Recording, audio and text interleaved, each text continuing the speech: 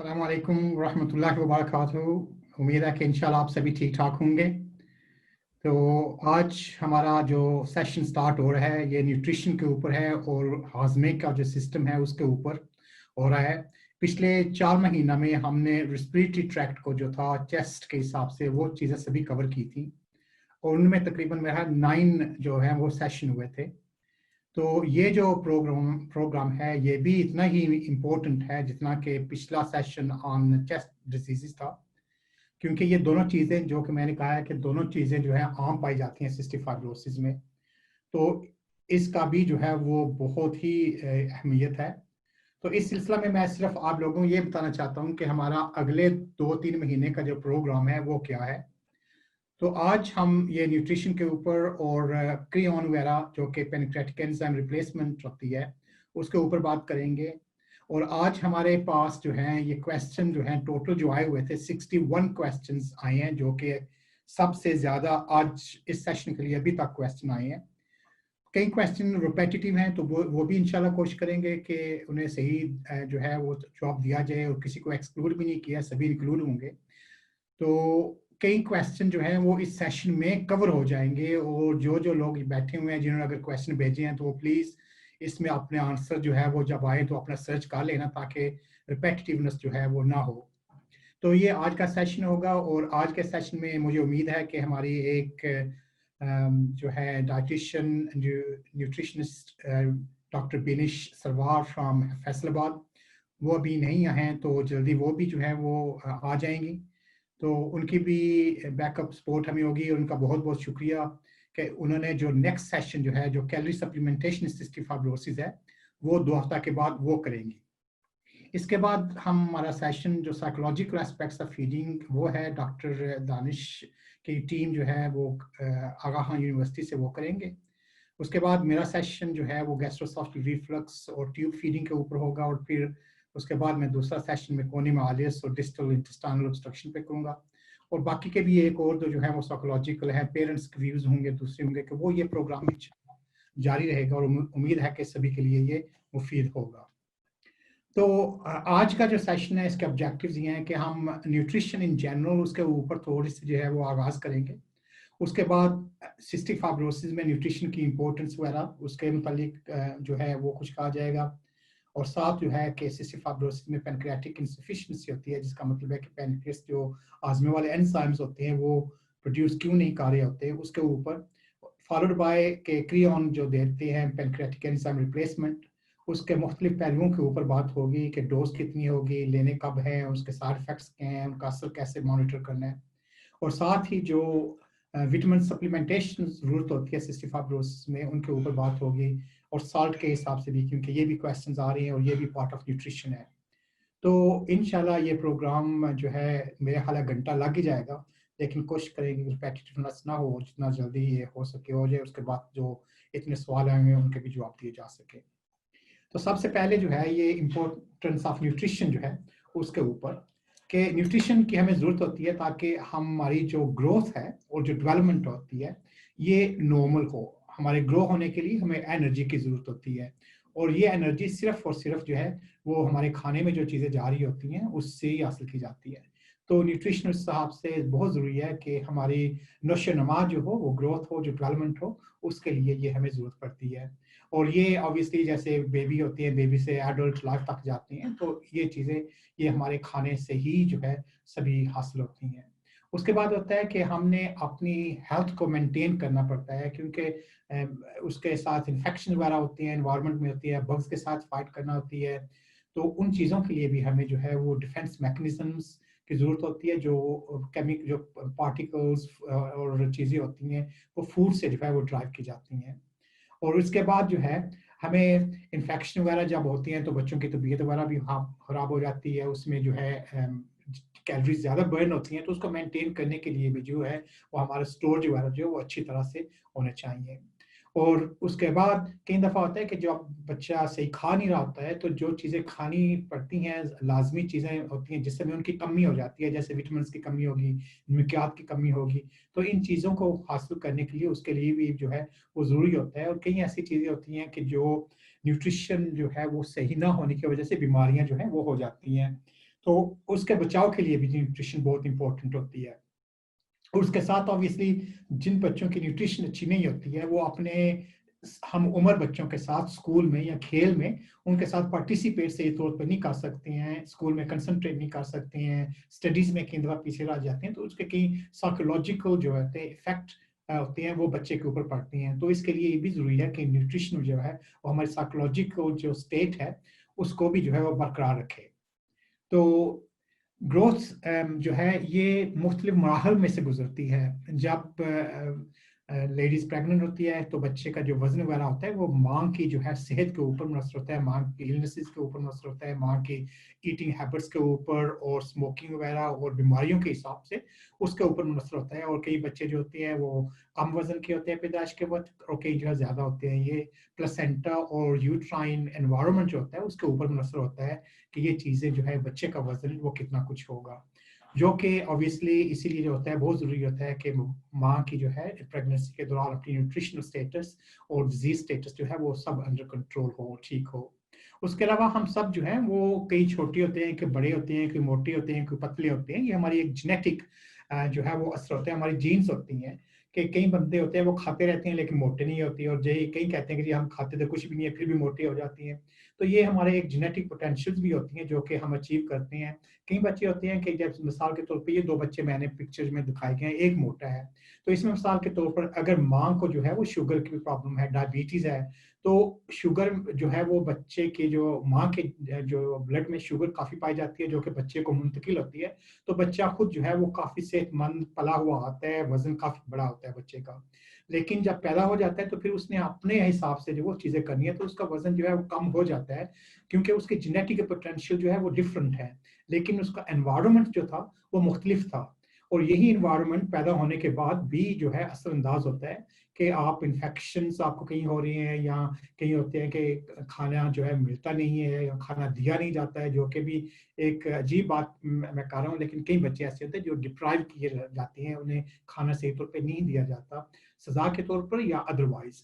और उस घर में उनकी फैसिलिटीज कैसी हैं, अफोर्डेबिलिटी कैसी है। और 45% हमारी पाकिस्तान की पॉपुलेशन जो है बच्चों की इस वक्त जो है अंडर नरिश्ड या माल नरिश्ड है, क्योंकि ये आप महंगाई समझ लें, आमदन कम समझ लें, खाना कम समझ लें, या उसको देने के हिसाब से या समझने के हिसाब से चीजें, कि 45% ऑफ पाकिस्तानी बच्चे इस वक्त जो है जितना उनका वजन होना चाहिए उससे उनका वजन कम है। और मेडिकल कंडीशंस कई होती हैं, ऑब्वियसली कई किस्म की बीमारियां होती हैं, टीबी होती है, बच्चों को पेट की प्रॉब्लम होती है, ये इन्फेक्शन होते हैं, निमोनिया होती है। तो ये सभी चीजें जो है इनसे भी जो है वजन के ऊपर जो है और ग्रोथ के ऊपर बहुत ज्यादा फर्क पड़ता है। तो हेल्थी डाइट जो होती है उसका मकसद ये होता है कि हम जो है सही हर चीज की वो चीजें अभी जो मेंशन की हैं वो सभी हमें व्यसर हो सके। और अर्ली एज में जो कि अप टू 6 मंथ्स या up to 1 year of age जो दूध है, जो कि फॉर्मूला मिल्क भी हो सकते हैं और माँ का मिल्क इज द बेस्ट, तो वो बच्चे की वो सिंगल सोर्स जो है ना वो उस उम्र तक बच्चे के लिए वो बहुत सफिशिएंट है। लेकिन 6 महीने के बाद या 1 साल कम अज कम के बाद जो जाकर जरूरत बच्चे की होती है सिर्फ मिल्क से नहीं हो सकती है, तो उसमें दूसरे सॉलिड्स वगैरह, फ्रूट वगैरह, फल वगैरह, सब्जियां वगैरह, दूसरी चीजें ऐड ऑन करना पड़ती हैं। तो दूध जो है वो सिर्फ पहले 6 महीने या साल तक जो है वो एक सिंगल सोर्स आपको न्यूट्रिशन की समझ सकते हैं। उसके बाद जो है वो मुख्तलिफ सोर्सेज से जो है वो हमारी सोर्सेज ऑफ एनर्जी आती हैं और चीज़ें जो होती हैं वो मिलती हैं। और जो हेल्थी एक डाइट होती है उसमें फ्लूइड्स पाए जाते हैं, और जो बच्चे होती हैं उनका वजन 80% जो बच्चा होता है ना उनका वजन जो है वो पानी की वजह से होता है, और बाकी 20% है वो दूसरी चीजों से होता है, मसल्स वगैरह होते हैं, बोन्स होती हैं, दूसरी होती हैं। लेकिन 80% ऑफ वजन जो बच्चों का होता है वो जिस्म में पानी की वजह से होता है। एडल्ट्स जो होते हैं वो 70% उनका जो जिस्म का वजन होता है वो पानी की वजह से होता है। तो फ्लूइड्स बहुत इंपॉर्टेंट हैं, और खास करके सिस्टिक फाइब्रोसिस में ये डिहाइड्रेशन वगैरह के हिसाब से कई दफा चक्कर हो जाता है, तो फ्लूइड्स आर वेरी इंपॉर्टेंट।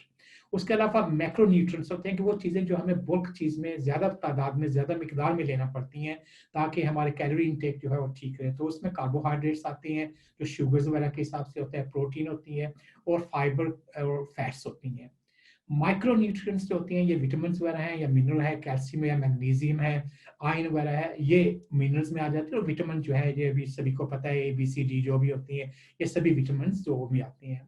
और इन सभी का जो है मजमूई तौर पे इनमें इतनी कैलोरीज होना चाहिए, एडिक्वेट कैलोरीज होना चाहिए कि हम जो मैंने वो पहली स्लाइड दिखाई है कि ये चीज़ें हम अचीव करना चाहते हैं न्यूट्रिशन से, वो सभी हम पा सकें। तो एक सवाल आया था कि हमारी कैलोरी रिक्वायरमेंट्स जो है वो कितनी है। तो ये जो मैं चार्ट आपको दिखा रहा हूँ ये डिपार्टमेंट हेल्थ की तरफ से है। तो इसमें ये 0 एज से लेकर मैंने 50 साल तक किया है, लिखा है। तो ये आप देख सकते हैं कि जो बच्चा बड़ा होता है अप टू प्यूबर्टी, जो कैलोरी रिक्वायरमेंट्स जो हैं वो बढ़ती जाती हैं, और फिर जब एडल्टमेंट आ जाता है तो उसमें फिर आकर वो स्टेबलाइज हो जाती हैं। तो जब बूढ़ा इंसान हो जाता है, मेरी उम्र का हो जाता है, तो फिर कैलोरी रिक्वायरमेंट्स कम हो जाती हैं, क्योंकि हम इतने मोबाइल नहीं होते हैं, बैठे रहते हैं, हमारी कंजम्पशन जो है वो जरा कम हो जाती है कैलोरीज खर्च करने वाली। तो ये कैलोरी रिक्वायरमेंट्स तो अभी चार्ट में मैं इंडिविजुअल लाइंस के ऊपर नहीं जाऊंगा, ये प्रेजेंटेशन में ही रहेगा, तो आप क्लास में देख सकते हैं। तो ये एक एज ए गाइडेंस है कि ये हमारी एक न्यूट्रिशन के हिसाब से दिस एवरेज, जो एवरेज बच्चे हैं जिन्हें सिस्टिक फाइब्रोसिस नहीं है। तो सिस्टिक फाइब्रोसिस में हमें पता है कि हमारी कैलोरी की रिक्वायरमेंट्स ज्यादा होती हैं, लेकिन ये मैं एवरेज आपको दिखा रहा हूँ। उसके बाद अगर वजन बढ़ना है तो इसका हमें जो है ना वो इनपुट, जो कि हम चीजें खा रहे हैं उसका, और जो आउटपुट जो चीजें जो खर्च एनर्जी जिन चीजों के ऊपर की जाती है उसका एक बैलेंस रखना है। तो इनपुट में जो है यो खाना जो है वो किस किस्म का खाना खा रहे हैं, कितना खा रहे हैं, कितना हमारा वो खाना हजम हो रहा है, और उसके साथ और कौन सी बीमारियां हैं जिनकी वजह से कि हमारा वजन जो है असरअंदाज हो सकता है। तो ये हमारी इनपुट है। उसके बाद आउटपुट में है कि ये वो हजम जो नहीं हो रहा है वो बाहर कितना निकल रहा है, या अगर वॉमिटिंग हो रही है, अगर हालांकि हमने खाना लिया है ये वॉमिट हो रहा है, तो वो भी ऑब्वियसली वो अंदर नहीं जाएगा। और उसके बाद हमारी फिजिकल एक्टिविटी कितनी है कि हम अपने एनर्जी से वो कितनी स्पेंड कर रहे हैं, और साथ कौन सी इलनेसेस हैं जिनको फाइट कर रहे हैं, या कोई ऐसे हार्मोनल डिजीज भी होती हैं जैसे थायराइड वगैरह की प्रॉब्लम होती है, हाइपरथायरॉयडिज्म जिसके ओवर एक्टिव थायराइड होता है, उसमें कैलोरीज ज्यादा इस्तेमाल होती हैं क्योंकि बेसिल मेटाबॉलिक रेट जो होता है वो हाई होता है। तो इन चीजों का जो है ना ये एक बैलेंस रखना पड़ता है, और अगर बैलेंस हो तो वजन स्टैटिक रहेगा। अगर आपकी इनपुट ज्यादा होगी तो वजन बढ़ना शुरू हो जाएगा, और अगर आउटपुट ज्यादा होगी तो वजन कम होना शुरू हो जाएगा। तो ये सभी चीजों का ख्याल रखना पड़ता है कि हमारे ये बैलेंस जो है वो किस सीमत पे जा रहा है, और उसका सिर्फ और सिर्फ तरीकाकार जज करने का ये है कि आपका वजन जो है वो कैसे बढ़ रहा है या नहीं बढ़ रहा है या स्टैटिक है। और इस खाने में न्यूट्रिशन में जो मेन सोर्सेज ऑफ एनर्जी आती हैं उसमें फैट है, जो कि सबसे ज्यादा रिच है एनर्जी में।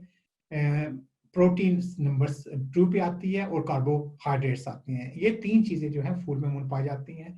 वेस्ट में, अमेरिका में, यूके में अल्कोहल जो एडल्ट इस्तेमाल करते हैं, इस्तेमाल यूज करते हैं खुलेआम, तो उसमें भी जो है वो फैट से कम लेकिन प्रोटीन से ज्यादा एनर्जी पाई जाती है। तो ये ऑब्वियसली अल्लाह का शुक्र है हम उस चीज से बचे हुए हैं। तो ये फैट, प्रोटीन और कार्बोहाइड्रेट, ये तीन चीजें जो है ये हमारी न्यूट्रिशन में जो है ये पाई जाती हैं, जिससे कि हम जो है ज्यादातर एनर्जी जो है वो हासिल करते हैं। और ये recommended portion for normal people है, जिनको के किसी किस्म की बीमारी नहीं है, सिस्टिक फाइब्रोसिस नहीं है। तो उसमें यह है कि तकरीबन हाफ हमारी एनर्जी जो है ये शुगर्स वगैरह से, कार्बोहाइड्रेट से आती है। उसमें ऑब्वियसली कमी पेशी भी हो जाती है, कभी ज़रा कम हो जाती है, कभी ज़्यादा हो जाती है। और तकरीबन जो है क्वार्टर टू 1/3 जो एनर्जी आती है वो प्रोटीन से आती है, और तकरीबन 1/5 to 1/3 जो है वो फैट से आती है। लेकिन क्योंकि सिस्टिक फाइब्रोसिस में जो है वो हमें कैलोरीज ज्यादा की जरूरत पड़ती है, जो कि मैं अभी बाद में अभी आपको बताऊंगा क्यों। तो उसमें ये होता है कि हम अमूमन कहते हैं कि हाई फैट और हाई कैलोरी जो फूड होता है वो लें। और ये जो फैट जो है सिस्टिक फाइब्रोसिस में can account up to 40% of calories उससे भी आ सकती हैं, तो वो ली जा सकती हैं ज्यादा फैट। लेकिन उसके लिए जो है हमें ये देखना पड़ेगा कि ये हजम भी चीज हो रही है या नहीं हो रही है, जिसके लिए कि हमें क्रियोन लेने की जरूरत होगी, जो कि हम इंशाल्लाह डिस्कस करेंगे। तो एज ए रूल आम एवरेज जब बच्चा पैदा होता है वक्त के ऊपर, तो उसका वजन जो है वो 7.5 किलो होता है, सॉरी 7.5 पाउंड होता है, जो कि 3.5 किलो वजन होता है, ये एवरेज है। और इसमें है कि 2.5 से लेकर 4.5 जो है वो रेंज होती है। तो जो इस ये मैं एवरेज बता रहा हूँ, औसत बता रहा हूँ बच्चे की, और इससे जरा कम भी हो तो भी जरूरी नहीं है कि आप नॉर्मल हो, और ज्यादा हो तो भी आप नॉर्मल नहीं है, लेकिन ये एवरेज है। और अमूमन ये होता है कि पहले जो है ना कुछ दिनों में बच्चे का वजन कम होता है, इसलिए कि माँ का दूध जो है वो इतना नहीं आ रहा होता है, या बच्चा जो है फीड से नहीं कर सकता। तो अप टू 10% जो है ना, जैसे कि 3.5 अगर किलो वजन बेबी का है, तो 300-350 ग्राम जो वजन है ना बच्चे का, वो पहले 10 दिन में कम हो जाता है। लेकिन वो ये होता है कि बाय डे 14 टू 14 2 हफ्ते तक वो बच्चा अपना बर्थ वेट रीगेन कर लेता है। तो पहले जो भी वजन कम हुआ वो दोबारा जो है बाय 2 वीक्स ऑफ एज वो रीगेन कर लेते हैं, और उसके बाद जो है अमूमन बच्चे का वजन जो है वो बढ़ना ही चाहिए। और एक बच्चे को अपना एवरेज वजन बढ़ाने के लिए जो है वो 100 कैलोरीज पर किलोग्राम जो है वो चाहिए, जो कि 5 आउंस में होता है। तो एक बच्चे का अगर वजन जो है वो 4 किलो है, तो उसको 4 से 5 ounces 20 ounces in a day उसकी मिल्क की रिक्वायरमेंट होगी, उसको वो कैलोरीज हासिल करने के लिए जिनसे कि उसकी नॉर्मल ग्रोथ हो सके। और अगर बच्चे जो होते हैं शुरू में बेबीज, उनको हम कहते हैं कि 3 घंटे जो है हर 3 घंटे के बाद उनको फीड करें। तो वो अगर 3 घंटे का फीड करें तो 24 आवर्स में 8 फीड हो जाएंगी। तो वो 8 फीड जो है वो 4 किलो बेबी के लिए जो है 2.5 औंस जो है वो तकरीबन बन जाते हैं 75 मिलीलीटर और 80 मिलीलीटर के नजदीक बनता है। वो फीड हर 3 घंटे के बाद होना चाहते हैं। कई दफा होता है कि रात के वक्त 4 घंटे भी हो जाए तो ठीक है, लेकिन उम्र ये होता है कि कम उम्र के बच्चों को 3 घंटे से ज्यादा जो है वो नहीं छोड़ा जाए। अगर सो भी रहे हैं तो उन्हें जगा के वो फीड करना चाहिए, क्योंकि अदरवाइज उनकी शुगर लेवल जरा कम हो जाती है, तो वो ठीक नहीं रहता है। और ये होता है कि इस वेट गेन जो जैसे मैंने कहा कि पहले 2 हफ्ता में ड्रॉप होता है, फिर कैचअप होकर बर्थ वेट तक पहुंच जाता है। तो उसके बाद आम बच्चों का जो वजन बढ़ता है वो तकरीबन 200 ग्राम्स ए वीक बढ़ता है, जो कि 1 आउंस ए डे, 30 ग्राम्स एक दिन में जो वजन बच्चे का बढ़ना चाहिए। ऑफ कोर्स ये भी मुनसर है कि आप जब वजन कर रहे हैं तो स्केल्स कितनी सेंसिटिव है, कितनी करेक्ट है, या बच्चे का वजन कर रहे हैं तो उसके सारे कपड़े उतारे हुए हैं, या नापी बांधी हुई है, या ऊपर शर्ट उसके कुछ पहना हुआ है, या बेबी ग्रो पहना हुआ है। तो वो चीज़ों का भी ख्याल रखना पड़ता है कि अगर बच्चे का जो वजन है वो नेकेड किया जाए तो वो अच्छा होता है। और ये भी हो सकता है कि बेबी ने अगर डायरेक्टली नापी नहीं की है तो वो वजन ज्यादा होगा, और जब नापी उसकी डायरेक्टली हो जाएगी तो वो इतना फ्यू ग्राम्स जो है उसके जिस्म से खारिज हो चुके होंगे, तो वजन कम हो जाएगा। तो ये थोड़ी सी फ्लक्चुएशन अप एंड डाउन होती रहती हैं, लेकिन यही कोशिश करनी चाहिए कि एक ही स्केल के ऊपर कंसिस्टेंसी होनी चाहिए, और सेम क्लोथ में या विद नो क्लोथ जो है वो वजन करना चाहिए। अमूमन ये होता है कि जो बेबी का बर्थ वेट होता है पहले 5 महीने में वो डबल हो जाता है। तो अगर 3.5 किलो वजन था बर्थ के ऊपर, तो 5 मंथ तक वो बेबी का वजन अमूमन 7 किलो हो जाता है। और यही वजन जो है by 1 year of age about 11 kilo, 10 से 11 किलो बन जाता है। तो अगर इस रेट से ये वजन नहीं बढ़ रहा है तो उसका मतलब है कि there is some problem there, तो जिसको कि असेस करना पड़ेगा। और उसके बाद एज एन एस्टिमेट जो है बच्चों का वजन जो है, उनकी बच्चों की एज जो ईयर्स में, जैसे मिसाल के तौर पे अगर 2 साल का बच्चा है तो उसकी उम्र 2 साल प्लस उसको 4 जमा करें 6 बन जाता है, तो उसको 2 से जरब दे। तो 2 साल के बच्चे का वजन जो है वो 12 किलो होना चाहिए। अगर 3 साल का बच्चा है तो 3 × 4 7, और उसको 2 से जरब दे 14 किलो जो है वो वजन होना चाहिए। तो ये जो एस्टिमेट जो मैं बता रहा हूँ ये तकरीबन 8 साल तक जो है ये काम करेगा। उसके बाद बच्चे जो है कई जो है ज्यादा प्यूबर्टी वगैरह की चीजें चल जाती हैं, उनका ग्रोथ रेट जो है जरा बढ़ना शुरू हो जाता है, तो वो ज्यादा वो चेंजेस आ जाती हैं। लेकिन ये फॉर्मूला आप up to about 8 years of age ये आप यूज कर सकते हैं, अगर आपके पास और कोई चार्ट्स वगैरह नहीं है तो उसके बाद जो है जो आउटपुट की मैं बात कर रहा था कि स्टूल बच्चों में, तो मेनली ये होता है कि जो बच्चे बेबीज होते हैं ये वेरी फ्रीक्वेंट स्टूल पास करते हैं बिटवीन 1 to 8 इन 1 डे। तो 8 अगर करते हैं तो जैसे मैंने कहा कि 8 फीड्स लेना चाहिए, तो वो मामूली ये होता है कि हर जब भी आप उन्हें फीड कर रहे होते हैं तो नीचे से जो वो कुछ करना शुरू कर देते हैं। माँ को पता होता है कि अब जो है ना इसकी नापी चेंज करना पड़ेगी फीड करने के बाद। तो ये एक चीज होती है जिसे कहते हैं कि गैस्ट्रोकोलिक रिफ्लेक्स। तो इसका ये होता है कि जब कोई चीज बच्चे के मैदे में जाती है तो वो इंटेस्टाइन्स जो आंती होती हैं वो स्टिमुलेट होती हैं, तो बच्चा पहाना कर देता है, डायरेक्टली नापी कर देता है। तो इसका मतलब ये नहीं है कि जो चीज अभी आप उसके मुंह में डाल रहे हैं वही बाहर निकल रही है, बल्कि जो चीज नीचे से बाहर निकल रही है जो पहले से वहां थी वो निकल रही है। लेकिन ये एक रिफ्लेक्स होता है जिससे कि इंटेस्टाइन स्टिमुलेट होती है, तो वो बच्चा जो है वो पहाना कर देता है।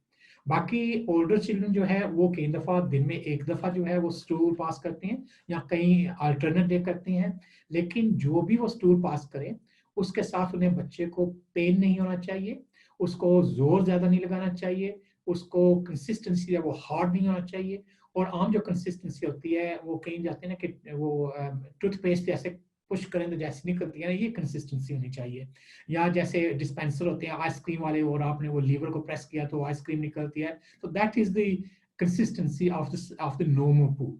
तो उससे जरा हार्ड वगैरह हो तो फिर ऑब्वियसली इट मींस दैट के कुछ ना कुछ इसमें गड़बड़ हो रही है, कमी पानी की हो रही है, उस वजह से हो रहा होगा। और जो नॉर्मल कलर है स्टूल का, वो अमूमन होता है शेड्स ऑफ ब्राउन, कहीं लाइट ब्राउन होते हैं, कहीं डार्क ब्राउन होते हैं, लेकिन कभी कभार उसमें ग्रीन भी आ जाता है जो कि नॉर्मल होता है, वो फिक्र वाली बात नहीं होती है। और जो बच्चे ब्रेस्ट फीडिंग पे होते हैं शुरू शुरू में, उनका जो है वो जो ये मस्टर्ड होती है उस कलर का जो है येलो, ये सरसों के फूल जो होते हैं ना, ये मस्टर्ड वही होती है, तो उस कलर के में वो बच्चों में स्टूल होते हैं। और ब्रेस्ट फेड बेबीज बाज़ औक़ात उनके जो स्टूल आउटपुट होती है वो मोर फ्रीक्वेंट होती है और मोर जो है लूजिश होती है कंपेयर टू फॉर्मूला फीड्स। और जब बच्चे को ब्रेस्ट फीड से फॉर्मूला मिल्क पे लेकर जाती हैं तो वो अमूमन जो है वो कॉन्स्टिपेटेड हो जाते हैं, या जब वीन उनकी डाइट होती है, खाना उन्हें स्टार्ट करती है अमूमन 6 महीना की उम्र में, तो उन्हें कॉन्स्टिपेशन वगैरह की प्रॉब्लम होना शुरू हो जाती है, या लेस फ्रीक्वेंट स्टूल हो जाती हैं अगर कॉन्स्टिपेशन ना भी हो तब भी। तो इस चीज को मॉनिटर करने के लिए जो है ना, ये मैं आपको एक ग्रोथ जो है, ये ग्रोथ चार्ट आपको दिखा रहा हूँ। और ये ग्रोथ चार्ट 2 हिस्सों में मैंने तकसीम कर दिया है, और ये लाइन जो है दरमियान में वर्टिकल रेड लाइन हो, और इसके बाएं तरफ जो है ये नॉर्मल ग्रोथ है। जो आप देख रहे हैं कि बच्चा इस लाइन के ऊपर पैदा हुआ था, और वक्फे वक्फे के बाद जो वजन किया प्लॉट किया गया वो उसी लाइन के ऊपर है। और ये लाइन जो है ये 50th परसेंटाइल लाइन है, जो कि उस पॉपुलेशन के लिए वेरी एवरेज है। तो ये लाइन जो मिसाल के तौर पे 50 जो है वो पॉपुलेशन की एवरेज है, लेकिन अगर बच्चा आपका बच्चा 10th लाइन पे ऊपर है और 10th के ऊपर ही जा रहा है तो ये आपके बच्चे के लिए नॉर्मल है। जब ये बच्चा इस लाइन से डिविएट होना शुरू हो जाता है, जैसे ये पहले 50th लाइन पे आ रहा, यहाँ जो है ये 7 महीने में ये इस लाइन से नीचे आ गया है, उसके बाद और नीचे हो रहा है, और ये आप देख रहे हैं कि ये वजन जो है अब स्टैटिक हो गया है। तो ये लाइनों से जो इसकी ओरिजिनल लाइन थी यहाँ है और अब यहाँ है, तो ये फेलियर टू थ्राइव इसे कहा जाता है कि बच्चे का वजन नहीं बढ़ रहा, तो इसमें कुछ ना कुछ प्रॉब्लम होगी। और एक सवाल ये भी आया था कि क्या हाइट भी ऐसी होती है, तो सिस्टिक फाइब्रोसिस में हाइट डायरेक्टली अफेक्ट नहीं होती है, लेकिन हाइट जो है वो बच्चे की न्यूट्रिशन के ऊपर और जेनेटिक जो चीजें हैं उनके ऊपर मुनसर है। तो ऑब्वियसली अगर माँ बाप भी छोटे हैं तो बच्चे की भी हाइट छोटी होगी, और अगर खा पी नहीं कुछ रहा तो फिर भी हाइट कम होगी। तो सबसे पहले अमूमन ये होता है कि बच्चे का जो है ना वजन ये कम होता है, और अगर ये ज्यादा देर तक कम रहे तो फिर बच्चे की हाइट भी कम होना शुरू हो जाती है। और अगर छोटा बच्चा है 2 साल से कम उम्र का है तो उसका जो हेड सर्कम्फ्रेंस है, हेड साइज जो है वो भी छोटा होना शुरू हो जाता है, वो इतना नहीं बढ़ता जितना इन्हें बढ़ना चाहिए। तो ये तीनों चीजें जो है, सबसे पहले जो है वो वेट, उसके बाद हाइट, और उसके बाद हेड सर्कम्फ्रेंस जो है वो अफेक्ट हो सकते हैं। ये चार्ट्स हैं जो कि WHO, जो कि वर्ल्ड हेल्थ ऑर्गेनाइजेशन जो है उसने प्रोवाइड किए थे, और हम यूके में इस्तेमाल करते हैं। और ये डिफरेंट पॉपुलेशंस में ये डिफरेंट जो है वजन होते हैं, लेकिन अगर आप इन्हें डाउनलोड कर लें, और मैंने ये लिंक जो है हमारा ये यूके का लिंक है, वो मैंने ग्रुप में भी वैसे ये चार्ट्स भेजी हैं, और ये लिंक भी मैं यहाँ शेयर कर रहा हूँ।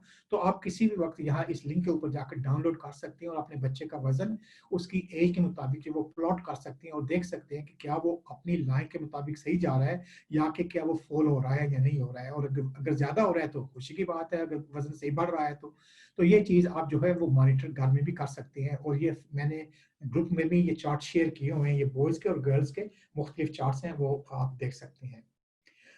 और अगर किसी के पास ये चार्ट नहीं है तो ये एक हमारे रॉयल कॉलेज ऑफ फिजिशियंस और पीडियाट्रिक्स और चाइल्ड हेल्थ की ये जो है ना एक ऐप है ग्रोथ चार्ट्स वाली। तो ये भी आप ऐप में जाएं, गूगल ऐप में जाएं, तो ग्रोथ चार्ट ऐप करें तो आपको जो है ये मिल जाएगी, आप उसे उससे भी डाउनलोड कर सकते हैं। और उसके बाद बच्चे की ये डेट ऑफ बर्थ अगर इसमें डालें, उसके बाद बच्चे का वजन डालें, और हाइट अगर है तो वो भी डाल दें, या हेड सर्कम्फ्रेंस वो भी डाल दें। फिर ये करें कि बच्चा लड़का है या लड़की, ये मेल या फीमेल, वो बटन प्रेस करें। अगर बच्चा जो है मिसाल के तौर पे प्रेमेच्योर पैदा हुआ है तो उसकी वो जेस्टेशन जो है वो भी एडजस्ट हो सकती है, मेनली 40 वीक्स जो है वो एवरेज होता है। उसके बाद कहेंगे कैलकुलेट, तो ये आपको नंबर बता देगा या एक लाइन बता देगा कि इसका वजन कौन सी लाइन के ऊपर है या उससे नीचे है, तो आप इसको भी मॉनिटर कर सकते हैं और लिख सकते हैं। अगर चार्ट नहीं है तो ये आप इस्तेमाल कर सकते हैं। और ये मैंने अपने मोबाइल में रखा हुआ है, मिसाल के तौर पे अगर कोई बच्चा आता है और हमारे वो चार्ट्स और कंप्यूटर वगैरह सही काम नहीं कर रहा है, तो आई कैन एक्चुअली चेक बच्चे के वो परसेंटाइल चार्ट्स वगैरह उसके हिसाब से वो क्या है। तो ये बहुत मुफीद है, अगर आपने डाउनलोड करना है तो अपने मोबाइल के ऊपर आप कर सकते हैं। इसके बाद जो है ये सिस्टिक फाइब्रोसिस में ये न्यूट्रिशन जो है वो क्या होना चाहिए। तो जैसे मैंने शुरू में व्हाट इज सिस्टिक फाइब्रोसिस की बात की थी, तो मैंने कहा कि सिस्टिक फाइब्रोसिस में दो मेन चीजें पाई जाती हैं जो कि अबाउट 2/3 ऑफ द पेशेंट्स को अफेक्ट करती हैं at the time of presentation, जब उनके सिम्टम्स होते हैं। उनमें एक चेस्ट इन्फेक्शन होते हैं जो कि हम काफी डिटेल से पिछले 4 महीना डिस्कस करते रहे, और दूसरा ये है कि पुअर वेट गेन, कि उनका वजन जो है वो सही तरह से नहीं बढ़ता है। तो ये दो चीजें सिस्टिक फाइब्रोसिस से सबसे ज्यादा इंपॉर्टेंट है। और सिस्टिक फाइब्रोसिस में ये जो कैलोरी रिक्वायरमेंट है, जैसे अगर आम एवरेज बच्चे की 100% है, तो सिस्टिक फाइब्रोसिस वाले बच्चे जो है उनको 110 से 200% तक ज्यादा कैलोरीज की जरूरत होती है। और इसकी वजह जो है ये हमारी कैलोरी रिक्वायरमेंट्स है, ये उम्र के हिसाब से चेंज होती रहती हैं, हमारा वजन और हाइट के हिसाब से चेंज होती है। सिम्टम्स, अगर बच्चे को इन्फेक्शन है या किसी और किसी भी बीमारी है तो उससे भी हो जाता है। लंग फंक्शन कैसे है, कई बच्चे जैसे आपको पता है कि जब चेस्ट इन्फेक्शन होता है तो बड़े जोर जोर से वो सांस ले रहे होते हैं, पसलियां खींच के सांस ले रहे होते हैं, तो ये सभी मसल जो है वो एनर्जी इस्तेमाल कर रही होती हैं, तो लंग फंक्शन के ऊपर असर है। और फिर जब बच्चे बड़े होते हैं तो ये खेल कैसे रहे हैं, कूदने कहते हैं, पैदल चल रहे हैं, एक्सरसाइज क्या कर रहे हैं, या बैठ के अपने मोबाइल के ऊपर गेम्स ही खेल रहे हैं, तो इन सभी चीज़ों का जो है वो जो टोटल जमा करते हैं उससे पता चलता है कि इनकी रिक्वायरमेंट्स कितनी है। लेकिन सिस्टिक फाइब्रोसिस में आम जो है बच्चों की कैलोरी रिक्वायरमेंट्स एवरेज बच्चों से जिनको सिस्टिक फाइब्रोसिस नहीं है उनसे कई गुना वो ज्यादा होती है।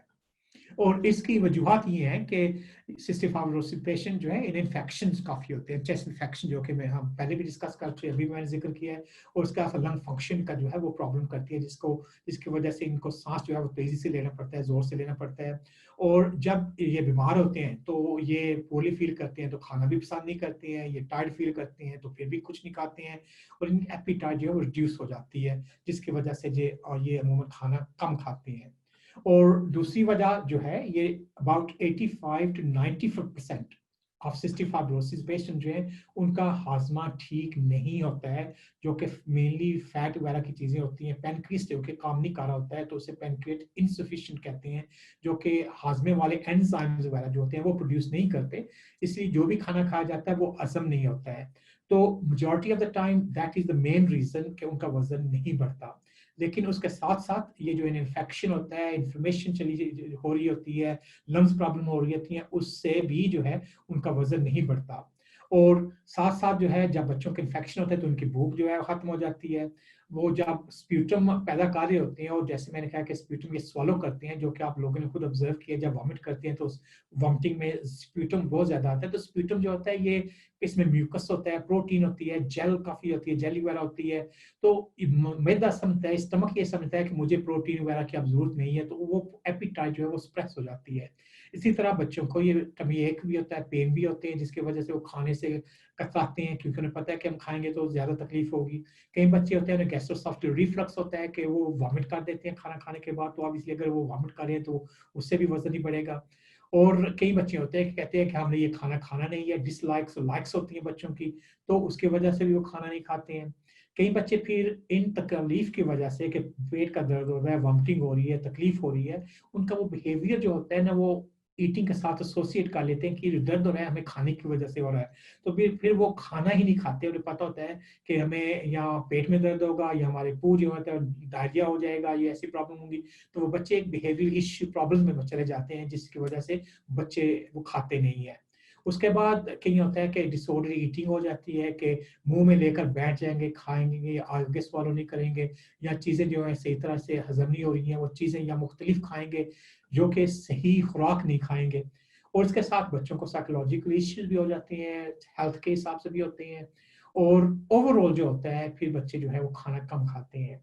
एक या बात ये भी है कि हमने ये सॉल्ट्स की नमकियात की बात की है, तो उसमें ये भी होता है कि अगर बेबीज का वजन बेखसूस बेबी जो होते हैं ज़्यादा अफेक्ट होते हैं, उनका टोटल बॉडी सोडियम जो कम है, तो वो वजन जो है सही तरीका से हासिल नहीं कर सकते। तो जब बच्चों का वजन नहीं बढ़ रहा होता, तो एक ये भी चीज़ है कि उनका जो यूरिनरी लास्ट मूवमेंट होता है कि यूरिन हम चेक करते हैं कि पेशाब का सैंपल जो होता है वो चेक करते हैं कि उसमें सोडियम कितना लूज हो रहा है या नहीं हो रहा है। अगर वो जो है उनको कमी है, तो इसका मतलब है कि वो एक प्रॉब्लम है।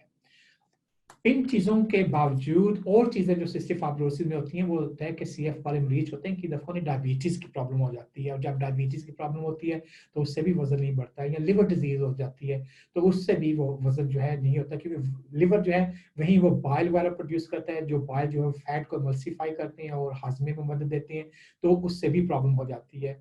यहाँ किसी किस्म का भी, ये तो एक चलो सिस्टिक फाइब्रोसिस, पैनक्रियास फेल हो गया, लिवर फेल हो गया, लंग्स की प्रॉब्लम होगी, या अगर किसी किस्म की और भी बीमारी इंसान को हो, तो उससे भी जो है वो वजन नहीं बढ़ता है। और एंडोक्राइन कंडीशन जिसमें कहीं थायराइड वगैरह की प्रॉब्लम भी आ जाती है, और भी एंडोक्राइन इश्यूज होते हैं, तो उनकी वजह से भी बच्चों का वजन जो है वो नहीं बढ़ सकता कई दफा। तो ये सभी चीजें जो है वो लेना पड़ती हैं, क्योंकि आप लोगों ने कई सवाल किए कि इतना खाने के बावजूद भी वजन नहीं बढ़ रहा है, तो ये सब चीजें डॉक्टर्स को ये देखना पड़ती हैं, और इसकी इंफॉर्मेशन जो है वो ऑब्वियसली पेरेंट्स जो है वो नोट करते हैं कि इनको वॉमिटिंग हो रही है, पेट कितना इनका खराब होता है, पूस कितनी आ रही है, स्टूल कितनी आ रही है, ये खाना कितना खा रहे हैं, कौन सा किस्म का खाना खा रहे हैं, क्रियोन ले, ये सभी चीजें इंफॉर्मेशन जो है वो फैमिली जो पेरेंट्स जो है वो प्रोवाइड करती है, और doctors can make sensible gas estimate और फिर मजीद टेस्ट कि इनमें से किस वजह से ये ऐसा हो रहा है, फिर उसको एड्रेस किया जाता है।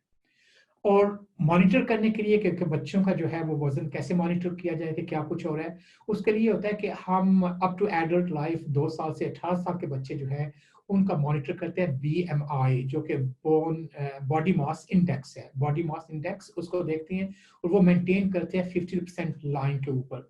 और जो बड़े होते हैं, एडल्ट्स होते हैं, उनका बॉडी मास वो परसेंटाइल के नहीं बल्कि एक्चुअल बॉडी मास इंडेक्स जो होता है वो मॉनिटर करते हैं, जो लेडीज में 22 किलो ग्राम पर मीटर स्क्वायर और मर्दों में 23 को हिसाब से किया जाता है। और ये दोनों चीजें जो है, ये न्यूट्रिशन वगैरह जो है, इस वेल नोन कि इससे जो है लंग्स जो है वो बेहतर जो है वो काम करते हैं। तो ये चीजें जो है वो न्यूट्रिशन जो है वो बहुत इंपॉर्टेंट है लंग्स के हिसाब से भी। तो बॉडी मास इंडेक्स कैलकुलेट कैसे करते हैं, तो ये होता है कि जो बंदे का वजन है उसको उसकी हाइट जो मीटर्स में है उससे 2 दफा जो है वो डिवाइड किया जाए। तो मिसाल के तौर पर एक 3 साल का लड़का है, उसका वजन 12 किलो है और उसकी हाइट 95 किलो है, जो कि 0.95 मीटर्स है, तो उसका बीएमआई जो होगा वो 12 डिवाइडेड बाय स्क्वायर ऑफ 0.95, जो कि मींस के 12 divided by 0.95 divided by 0.95 again, जो कि इस में ये 13.3 आएगा। तो ये 13.3 क्या है, इसका क्या मतलब है, तो वो अमूमन बीएमआई जैसे वो वेट और हाइट के चार्ट हैं, बच्चों के बीएमआई चार्ट्स भी होते हैं, और उस चार्ट में ये होता है कि ये एज के हिसाब से, ये बॉटम स्केल जो है ये इसमें ये एज है बच्चे की और ये बीएमआई है, तो ये इनके ये परसेंटाइल लाइंस हैं। तो जब वो 13.3 जो है वो प्लॉट किया जाएगा, तो आप देख सकते हैं कि ये थिक मिडल वाली लाइन ये 50th लाइन है, तो इस बच्चे के जो बीएमआई है वो नॉर्मल बीएमआई सेंटाल से काफी कम है, जिसका मतलब है कि इस बच्चे को कैलोरीज मजीद लेने की जरूरत है। तो यही चीज जो है वो फिर मॉनिटर की जाती है, न्यूट्रिशनिस्ट होते हैं, डाइटिशियन जो होते हैं, उन्हें वो एक्स्ट्रा कैलोरीज खाने के लिए कहते हैं, तो फिर बच्चे का वजन दोबारा करके ये चीज जो है फॉलो अप की जा सकती है। न्यूट्रिशन में जो और चीजें होती हैं जो सिस्टिक फाइब्रोसिस में इफेक्ट होती हैं, वो विटामिन हैं जो कि फैट सॉल्युबल विटामिन होते हैं, क्योंकि हमें पता है कि जो पेनक्रियास जो है वो सिस्टिक फाइब्रोसिस में सही काम नहीं कर रहा था, तो उसके साथ जो ये विटामिन ए, डी, ई और के होते हैं ये भी सही तरीका से अब्जॉर्ब नहीं होते हैं, और इसीलिए ये सप्लीमेंट्स बच्चों को देना पड़ते हैं।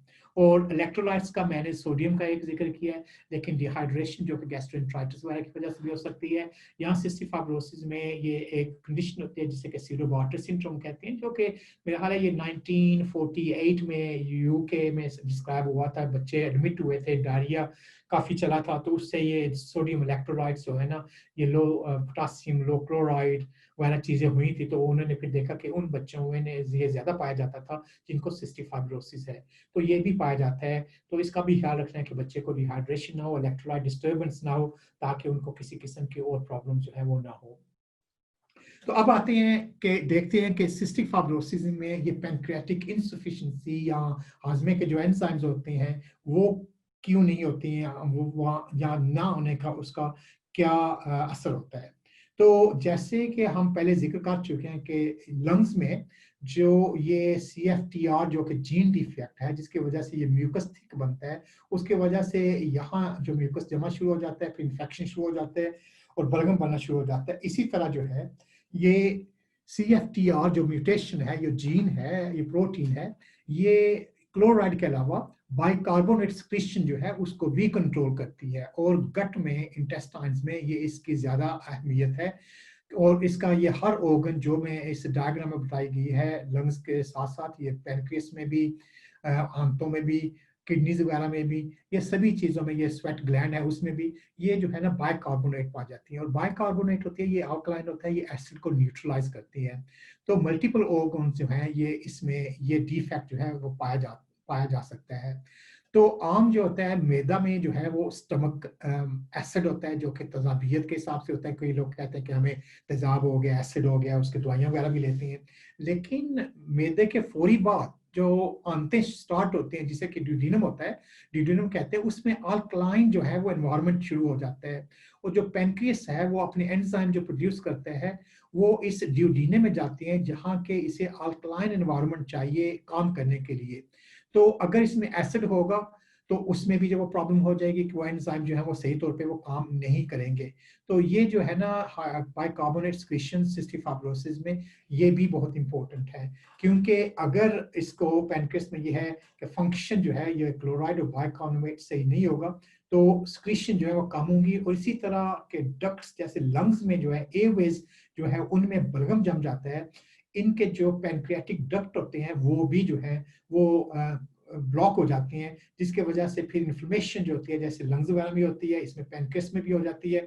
और पैनक्रियास जो है वो फाइब्रोटिक हो जाता है, काम करना जो है कम कर देता है, जो पहले है तो उससे भी कम हो जाता है।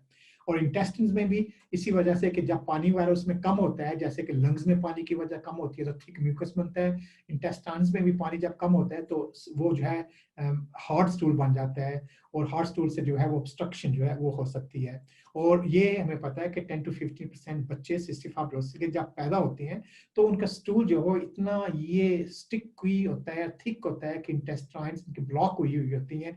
और बच्चा जो है पैदाइश के फौरी बाद ही पेट फूलना शुरू हो जाता है, वॉमिटिंग शुरू हो जाती है और इसका बाउल जो है काम नहीं कर रहती है और उन्हें कई दफ़ा सर्जरी की ज़रूरत होती है। और सर्जरी करने से कई दफ़ा होता है कि गट कही होती है वो उसको काटना पड़ता है, उसका फिर वो लंबाई कम हो जाती है, जिसकी वजह से इनको दूसरे न्यूट्रिशनल और ऑब्स्ट्रक्शंस जो कि शॉर्ट बाउल सिंड्रोम होते हैं वो भी हो सकता है। तो ये चीज़ें पैदाइशी तौर पे भी 10-15% CF मरीजों को होते हैं, लेकिन बाद में भी जो है ये प्रॉब्लम हो जाती है। अदर प्रॉब्लम जो आंतों के साथ और मैदे के साथ मुंसलिक है सिस्टिक फाइब्रोसिस में, वो ये है कि ये बच्चे को, ये मैं इसी लेफ्ट साइड से मैं स्टार्ट करता हूँ, सबसे ऊपर एसोफेजियल वेरिसेस होता है। ये होता है कि लिवर जब प्रॉब्लम होती है या स्प्लीन में होती है तो वो हाइपरटेंशन जो होती है वो हो जाती है, जिसकी वजह से लोगों को हेमरोइड्स जैसे कहते हैं ना हो जाते हैं। हेमरोइड्स नीचे की तरफ होते हैं, ये जो है एसोफेजियल वेरिसेस ये एसोफेगस में होती है और ब्लीडिंग वगैरह हो जाती है, वॉमिटिंग। एक होता है कि बच्चा कफ अप वॉमिट कर होता है जो लंग्स से आता है, एक होता है ये वॉमिटिंग हो रही होती है जो कि इस वजह से भी हो सकती है।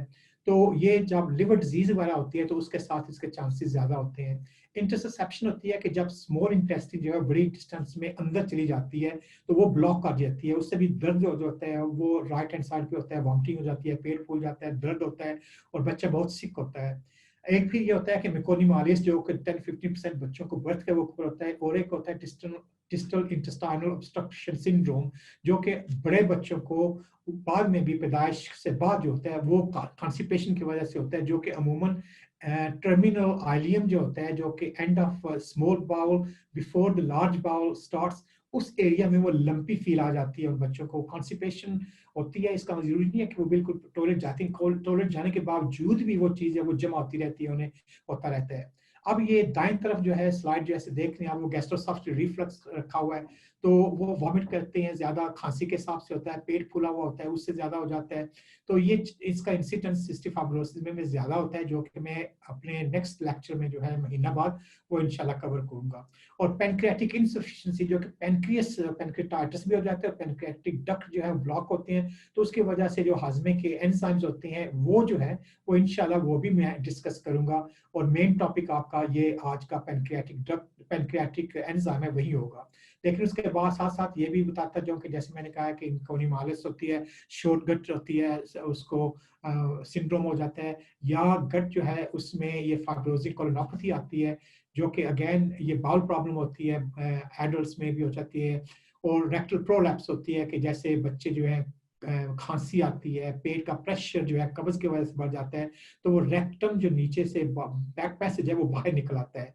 तो यहाँ मुमकिन है कि तकरीबन 3.5-4% सिस्टिक फाइब्रोसिस पेशेंट उनको ये प्रॉब्लम हो जाती है, या जिनको होती है उनमें सिस्टिक फाइब्रोसिस होती है। तो यूके में तो ये एक रूटीन है कि जिन बच्चों को रेक्टल प्रोलैप्स होती है हम उनका सिस्टिक फाइब्रोसिस का टेस्ट जो है वो जरूर करते हैं कि पता चल जाए कि इन्हें ये प्रॉब्लम नहीं है।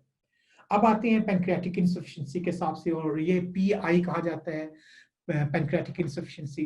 तो ये सिस्टिक फाइब्रोसिस में 85 to 90% लोगों में पाया जाता है, और बाकी जो है 10-15% लोग वो अमूमन कई दफा वो ठीक होते हैं। और ये जो है ये मुनस्सर है कि आपकी सिस्टिक फाइब्रोसिस की कौन सी म्यूटेशंस हैं, कौन सी जीन्स हैं जिसकी वजह से ऐसे होता है। और पैनक्रियाटिक इंसफिशिएंसी जो है ये एक बंदे की मुख्तलिफ होती है, दूसरे बंदे से डिफरेंट हो सकती है, और विद टाइम यानी कि एज के मुताबिक भी ये तब्दील हो जाती है। कई बच्चे होते हैं कि उन्हें हमें पता है कि उनकी जीन के मुताबिक उन्हें इंसफिशिएंट होना चाहिए, लेकिन पहले 6 महीने साल तक वो सही डेवलप नहीं करती हैं और उन्हें क्रियोन की जरूरत नहीं पड़ती है। तो उसका ये होता है कि हम उन्हें टेस्ट करते रहते हैं कि क्या इन्हें ये कमी पैदा हुई है अभी या नहीं हुई है, और जब भी कमी पैदा होती है फिर उन्हें क्रियोन जो है वो एंजाइम देना शुरू कर देते हैं। सिस्टिक फाइब्रोसिस में जो स्टूल होते हैं, अगर उन्हें क्रियोन ना दिए जाएं तो वो फ्रीक्वेंट स्टूल पास करते हैं, कई दफा दिन में करते हैं। आम जैसे मैंने कहा कि आम बच्चे दिन में 1 दफा या 2 दिन में 1 दफा करते हैं, तो ये जो है 4, 5, 6, 8 दफा तक है वो करेंगे। और स्टूल जो है वो लार्ज होंगे अमाउंट में, वो बल्कि और लार्ज होंगे और पेल लुकिंग होंगे, या वो जो है येलो या पेल येलो कलर उनका होगा। उनमें ऑयल और ग्रीसीनेस जो है वो आम नजर आएगी। और अगर वेस्टर्न टॉयलेट्स वगैरह के हिसाब से नापी तो अलग बात है, लेकिन उसमें भी आपको ऑयलीनेस नजर आएगी। लेकिन जो बच्चे मिसाल के तौर पे टॉयलेट गए हैं, टॉयलेट में पहाना किया है, तो फ्लश करते हैं, तो ये जो ऑयल होता है ये ऊपर जो है वो तैर रहा होता है पानी में, तो ये फ्लश सही तरीका से नहीं होता देखा जाता है। और अगर ये ऑयल ना होगा तो ये फिर जो वो फ्लोट नहीं करेगा और फ्लश भी आसानी से हो जाएगा।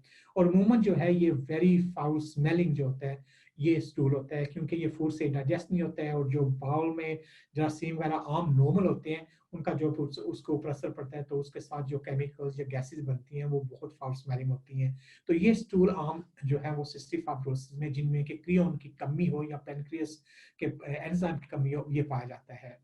तो सिम्टम्स जो है वो आप ये देखेंगे, फिर देखेंगे जो अभी स्टूल की बात की है, उन्हें डायरिया होगा, लूज स्टूल होंगे, लार्ज होंगे, पेल होंगे, स्मेली होंगे, ऑयली होंगे। और उनके साथ कई बच्चे हैं वो फीलिंग ऑफ फुलनेस होती है, उनका पेट जो है बड़ा हुआ होता है, वो गैसेस डिस्टेंशन जो होती है वो उसमें आ जाती है, उन्हें एब्डोमिनल पेन और टेंडरनेस होती है, जब खाना भी महसूस करते हैं अगर हजम नहीं हो रहा है तो उन्हें दर्द होगा। उनकी एपिटाइट जो है वो कई दफा होता है कि वो वोराशियस एपिटाइट होती है, कहते हैं कि बहुत ज्यादा उन्हें भूख लगती है क्योंकि उनका खाना हजम नहीं हो रहा होता है, और उनका फिर जिस्म या दिमाग ये कहता है कि हमारे पास खाना नहीं है, न्यूट्रिशन नहीं है, हमने और खाना है। लेकिन वक्त के वक्त साथ साथ ये कई दफा जो है ये एपिटाइट कम हो जाती है। उसमें ये होता है कि बच्चे को तकलीफ होती है जो कि वो एसोसिएट करते हैं खाने के साथ, साइकोलॉजिकली उनकी इनपुट जो है कम हो जाती है, और एज ए कंसिक्वेंस उनका वजन जो है वो नहीं बढ़ता है। और जब बच्चों को ये विटामिन वगैरह भी कमी हो जाती है, जैसे विटामिन डी है वो बोन्स की स्ट्रेंथ और मसल्स के लिए होता है, तो अगर वो भी ना हो तो ये बोन पेन्स और मसल्स भी जो है वो एक करना शुरू कर देते हैं। और कई एडल्ट्स होते हैं उनमें बॉडी पेन्स एंड एक्स होते हैं, तो उनका विटामिन चेक करें तो वो भी लो होता है, तो विटामिन डी जो है ये इसमें भी काफी जो है वो असरअंदाज होता है। तो आम जो डायग्नोसिस ऑफ पैनक्रियाटिक इनसफिशिएंसी है कि कैसे पता चले कि हमारे बच्चों में ये एंजाइम की कमी है। तो एक तो ये है कि यहाँ वेस्ट में ये न्यू नेटल स्क्रीनिंग करते हैं, जो भी बच्चे पैदा होते हैं उन सब का जो है वो ब्लड टेस्ट होता है, और ब्लड टेस्ट में ये IRT जो कि इम्यूनो रिएक्टिव ट्रिप्सिन होती है वो लेवल चेक किया जाता है, जो कि अगर हाई हो तो उसका मतलब है कि देयर इज एन इश्यू। लेकिन ये 10% बच्चों में फॉल्स पॉजिटिव भी हो सकता है, और 1 महीना के बाद फिर दोबारा कई दफा वो चेक करना पड़ता है कि क्या ये फॉल्स पॉजिटिव था या वैसे ही था। और अगर ज्यादा हाई है तो ये सिस्टिक फाइब्रोसिस हम वेस्ट में जो है वो सस्पेक्ट करते हैं, उनका टेस्ट जो है वो उसी पहले महीना में ही जो है वो स्टार्ट हो जाते हैं। और आजकल जो मेजॉरिटी ऑफ हमारे CF के पेशेंट हैं वो पहले 2 महीना में उनकी सिस्टिक फाइब्रोसिस जो है कंडीशन डायग्नोज हो चुकी होती है। उसके अलावा क्लिनिकल प्रेजेंटेशन, और क्लिनिकल प्रेजेंटेशन में ये बाउल के जो सिम्टम्स हैं वो मैंने आपको बताया, वजन ना बढ़ना और साथ चेस्ट इन्फेक्शन वाला होना ये शामिल है। और जो टेस्ट जो कंफर्म करने के लिए हम करते हैं वो फीकल इलास्टेज है, जो कि मोस्ट कॉमनली इस्तेमाल किया जाता है। और ये चीज जो है ये फीकल इलास्टेज ये पैनक्रियास में जो एंजाइम बनते हैं उनके साथ आता है और अनऑल्टर्ड रहता है, ये पैदा होता है और पैनक्रियास में वहां से हार जो होता है इंटेस्ट में जाता है तो ये बाहर आ जाता है। अगर पैनक्रियास एंजाइम नहीं बना रहा तो ये इलास्टेज भी कम होगा। तो कमी जो है इसकी जो है वो डायरेक्ट आपको बताती है कि एंजाइम भी कम होंगे। उसके अलावा होता है कि ये फीकल ग्लोब्यूल्स जो होते हैं वो भी चेक किए जाते हैं, और प्रीवियसली स्टूल फैट जो कि 3 दिन कलेक्शन करके की जाती थी, और लेबोरेटरी में इतना आप बहाना रखें तो पूरी की पूरी लेबोरेटरी स्मेल करती थी, तो वो कम किया था। उसके बाद उन्होंने स्टैटोक्लिक शुरू कर दिया था कि एक थोड़ी सी अमाउंट ऑफ स्टूल के ऊपर वो, लेकिन वो भी आउट ऑफ फैशन चला गया है। हम प्रीवियसली ये फीकल काइमोट्रिप्सिन जैसे कि फीकल इलास्टेज टेस्ट है वो भी किया करते थे, जो कि आजकल वो भी नहीं करते हैं। और ये डायरेक्ट पैनक्रियाटिक फंक्शन टेस्ट जो कि एक एंडोस्कोप होती है वो डाल के मुख्तलिफ जो स्मॉल इंटेस्टिन है उसके डिफरेंट एरिया से वो जूसेस जो होते हैं उनको निकाल कर एनालाइज किया जाता है, जो कि वेरी लेबोरियस सिस्टम है और अमूमन नहीं किया जाता। तो faecal elastase is the only test जो कि आज हम करते हैं, लेकिन मॉनिटर करने के लिए ये फीकल फैट ग्लोब्यूल्स किए जाते हैं, क्योंकि अगर आप क्रियोन ले भी रहे हैं ना तो फीकल इलास्टेज वो करेक्ट नहीं होगा, क्योंकि ये पैनक्रियास से बनता है, ये जो आप एंजाइम्स ले रहे हो उसमें नहीं होता है। तो ये टेस्ट दोबारा ये करवाने के लिए कि क्या वो बच्चा सही क्रियोन ले रहा है, ये टेस्ट उसके लिए मुफीद नहीं है। लेकिन आप फीकल फैट ग्लोब्यूल्स जो है वो देख सकते हैं कि वो कितने हैं, वो आपको बता सकते हैं कि स्टूल में फैट कितनी आ रही है, जिससे कि आपको पता चल सकता है कि एंजाइम जो ले रहे हैं वो सही मिकदार में दे रहे हैं या कि ज्यादा करने की जरूरत है। तो उसके बाद आए आप रिप्लेसमेंट के ऊपर कि हमने ये जो कमी है इसको पूरा कैसे करना है। तो मोस्ट ऑफ द टाइम जो है वो लोगों को पता है कि क्रियोन की सूरत में हम ये एंजाइम्स लेते हैं, और पेनक्रियास जो प्रोड्यूस करता है ये लाइपेज जो कि फैट को ऑब्जॉर्व करते हैं, प्रोटीएज जो कि फैट जो कि प्रोटीन को डाइजेस्ट करते हैं, और एमिलेज जो कार्बोहाइड्रेट को। ये 3 चीजें जो मैंने शुरू में कहा कि हमारे खाने में होती हैं, फैट, प्रोटीन और कार्बोहाइड्रेट, ये 3 चीजें, ये 3 एंजाइम अमूमन पैनक्रियास में जो पाए जाते हैं। ये प्रोटीन मिसाल के तौर पर उससे ब्रेक डाउन करने के लिए पेप्सिन वगैरह बनते हैं जो कि स्टमक में भी होते हैं। तो कई दफा होते हैं कि मुंह में जो सलाइवा हमारा होता है, थूक होता है, थूक में भी जो एमिलेज वगैरह होता है। तो कई और एंजाइम ये एंजाइम दूसरी जगह में पाए जाते हैं, लेकिन मेनली ये पैनक्रियास प्रोड्यूस करता है। और जो भी हमने खाना खाता है वो हम लाइपेज के हिसाब से उसको एडजस्टमेंट करते हैं, बाकी चीजें खुद एडजस्ट हो जाती हैं या प्रॉब्लम नहीं होती है। तो ये फैट जो है ना ये मोस्ट इंपॉर्टेंट है कि उसके हिसाब से हम जो है वो बच्चे को एंजाइम्स दें। लेकिन ये एंजाइम सिर्फ सिस्टिक फाइब्रोसिस में नहीं है, बल्कि जिस कंडीशन में भी पैनक्रियास काम नहीं करेगा उस सूरत में आम लोग लेते हैं। तो इसमें कैंसर, पैनक्रियाटिक कैंसर आ जाता है जो कि आम बड़े लोगों में होता है, बच्चों में अमूमन नहीं होता है, वो भी आ सकता है। या कई दफा होता है कि बच्चों को कई एक दफा हाइपerinsulinism होता है जो कि शुरू में बच्चों को पैनक्रियास की वजह से होती है। तो अगर उनके पैनक्रियास का ऑपरेशन हो चुका है, पैनक्रियाटेक्टमी हो चुकी है, तो उनको भी जो है ये एंजाइम की जरूरत पड़ सकती है। कई बंदे या बच्चे होते हैं उन्हें क्रोनिक पैनक्रियाटाइटिस होता है जो कि इन्फ्लेमेशन होती है पैनक्रियास की, जिसकी वजह से फिर वो डक्ट वगैरह बंद हो जाती हैं, तो उनको भी ये प्रॉब्लम हो जाती है। और ये पैनक्रियाटिक डक्ट ऑब्स्ट्रक्शन जो मैंने भी बात की है, ये जैसे हमारे लंग्स में और लिवर में ये ऑब्स्ट्रक्शन होती है, इसी तरह पैनक्रियास में होती है, तो उससे भी हो जाता है। तो ये आप ये मेजर नहीं कर सकते। एक सवाल आया था कि how can we measure the pancreatic duct obstruction, ये आप डायरेक्टली वो नहीं कर सकते, बल्कि आप पैनक्रियाटिक एंजाइम्स की कमी की वजह जो है या उसकी जो सेवेरिटी है उसके हिसाब से अंदाजा लगा सकते हैं कि वो कितना कुछ प्रॉब्लम होगा।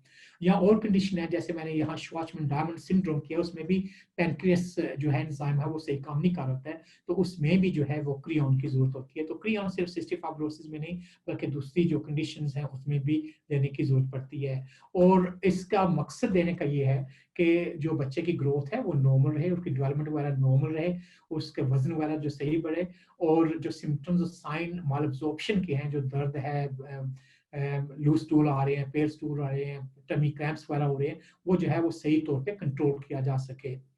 और इसके साथ साथ जो बच्चों में विटामिन की कमी आ सकती है अगर आप एंजाइम नहीं लेंगे तो वो भी कभी भी ना आए। तो इन सभी चीज़ों को विटामिन के हिसाब से और न्यूट्रिशन के हिसाब से एंजाइम्स लेने की जरूरत पड़ती है। लेकिन ये हर खाने में आपको क्रियोन लेने की जरूरत नहीं पड़ेगी। वो खाने जिसमें कार्बोहाइड्रेट्स है मिसाल के तौर पे, और मेनली फ्रूट्स, एवोकाडो जो है उसमें काफी फैट होती है तो उसके लिए वो अलग चीज है, लेकिन बाकी के जितने फ्रूट्स और वेजिटेबल्स में उनमें जो है ये फैट नहीं होती है, इसलिए आपको इनके साथ एंजाइम्स लेने की जरूरत नहीं है। तो जो भी हम ये तसव्वुर कर लेंगे पाकिस्तान में जितने भी फ्रूट है ना बच्चे खा रहे हैं तो वो इन्हें खाने दें और उनके साथ इनको एंजाइम्स की जरूरत नहीं है। ये शुगर और हनी और सिरप और जो टॉफियां वगैरह, चॉकलेट टॉफी में जो है वो करना पड़े, लेकिन जो आम सिरप की टॉफी जो टिक्कियां जिन्हें कई दफा बोला जाता है शरबत के हिसाब से वो जो होती हैं चीजें, उनमें आपको क्रियोन की जरूरत नहीं है। वो बच्चे बगैर जो है वो क्रियोन के ले सकते हैं और इंशाल्लाह कोई इश्यू नहीं होगा। लेकिन ये क्रियोन जो है एंजाइम्स लेने कितने हैं, जैसे मैंने कहा कि ये एक बंदे का डोज दूसरे बंदे से मुख्तलिफ होती है, तो जरूरी नहीं है कि सभी की डोज एक जितनी हो। और ये भी है कि टाइम के मुताबिक ये चेंज भी हो जाती है। तो आप अगर शुरू में इतने ले रहे थे तो उसके साथ साथ एज के हिसाब से, वजन के हिसाब से, कैलोरी रिक्वायरमेंट के हिसाब से, जो खाना खाया उसमें फैट कंटेंट के हिसाब से ये चीजें जो है वो चेंज होती रहेंगी। और ये आपने अंदाजा लगाना है कि कल हमने क्या बच्चे को दिया था या खुद क्या खाया था, तो हमारी स्टूल वगैरह क्या आए थे, हमें प्रॉब्लम क्या हुई थी, अगर जो स्टूल लूज आए थे उनमें ऑयल वगैरह आया था तो इसका मतलब है कि आपकी जो ये फैट ज्यादा थी या आपका क्रियोन कम है। तो वजन बढ़ाने के लिए फैट को कम ना करें बल्कि क्रियोन ज्यादा खा लें ताकि आपका वजन जो है वो ज्यादा बढ़ सके। बेबी जो है अमूमन जो है यूजली 3 आवरली फीड करते हैं और उनको हर रात के वक्त जो है 4 घंटे तक गुजार सकते हैं। मैंने कहा कि अगर बेबी हैं तो 8 फीड्स लेती हैं तो 7-8 फीड्स होती हैं। और जो बड़े बच्चे होते हैं वो खाने के हिसाब से अमूमन 3 मेन मील्स, तो पाकिस्तान में ऐसे कह लो कि नाश्ता हो गया, लंच हो गया और शाम डिनर हो गया, ये 3। लेकिन उसमें दरमियान में जो है बच्चों को स्नैक जरूर दें कि सुबह मिड मॉर्निंग के हिसाब से, मिड आफ्टरनून या शाम के बाद भी या 2 या 3 स्नैक्स वो दिया करें। तो ये हमारे आम बच्चों की एवरेज है कि 3 मेन मील्स होते हैं और 2 या 3 स्नैक होते हैं। उसके बाद ठीक है बच्चे कहीं और भी चीजें खाते रहते हैं, हम भी बड़े भी खाते रहते हैं, लेकिन ये आम एवरेज के हिसाब से वो करता है।